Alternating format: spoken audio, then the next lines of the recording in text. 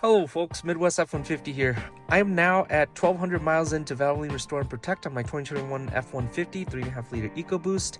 In this video, I'll show you what the oil fill port looks like versus when I last checked it at 800 miles in. I will preface this by saying the difference is minimal, but noticeable. You'll see in the picture that there is a line of sludge that has slightly dissolved. Take a look at where the arrows are pointing in these pictures and let me know what your thoughts are. I apologize in advance if the pictures didn't come through as clearly.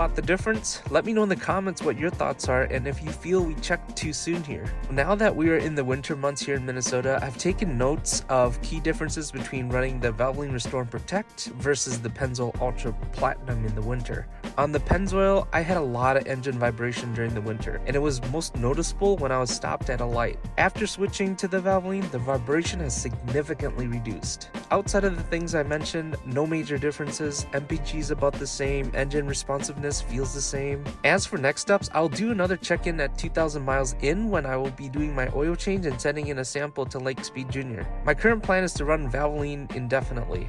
I mentioned this in my previous videos, but the concept of keeping the engine clean of sludge and carbon buildup feels like the right thing to do if I want to help the engine efficiently manage heat. Alright, well I'll wrap it up here. If you enjoyed the video, please consider liking and subscribing, it really helps.